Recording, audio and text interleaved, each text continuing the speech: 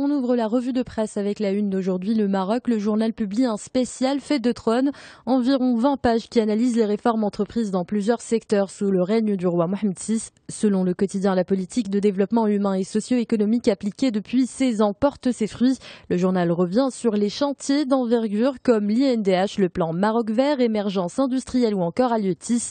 Leur portée économique est sans conteste, c'est ce qu'on apprend en parcourant le journal qui publie les derniers chiffres en date.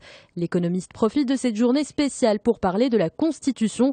Selon le quotidien, c'est le moment de réfléchir à ce texte dont le vrai mérite est de poser des têtes de chapitre pour laisser aux gens le soin d'écrire un scénario pour le pays. Les Échos parlent de leur côté du nouveau-né de l'Association marocaine des exportateurs. Elle a lancé l'accélérateur du commerce international, une structure destinée à accompagner les jeunes porteurs de projets dans le développement d'activités exportatrices. Au programme, des sessions de formation et de coaching pour préparer les chefs d'entreprise à partir à la conquête du marché international.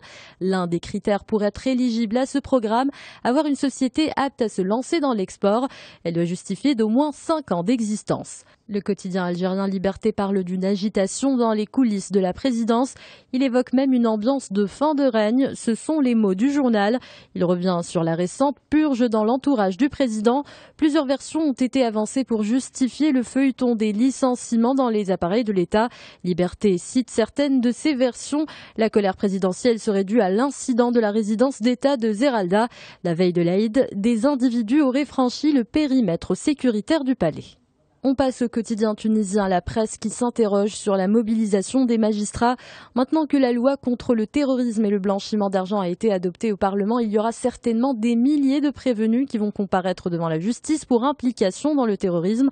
Le journal se demande si le gouvernement aussi a pris les dispositions nécessaires pour que les accusés puissent être jugés par des magistrats spécialisés.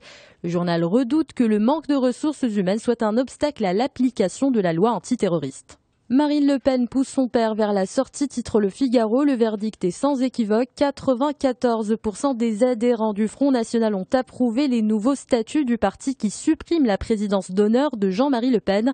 Sa fille commente l'issue du vote dans les colonnes du journal. Elle parle d'un aveu extrêmement cinglant du fondateur du parti d'extrême droite.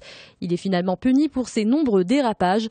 En revanche, la justice est du côté de Jean-Marie Le Pen puisqu'elle a refusé les résultats du vote. Un pays sera plus peuplé que la Chine d'ici 7 ans. Il s'agit de l'Inde. Selon le nouveau rapport des Nations Unies, la croissance de la population chinoise devrait se stabiliser jusqu'en 2030 avant de se mettre à décliner.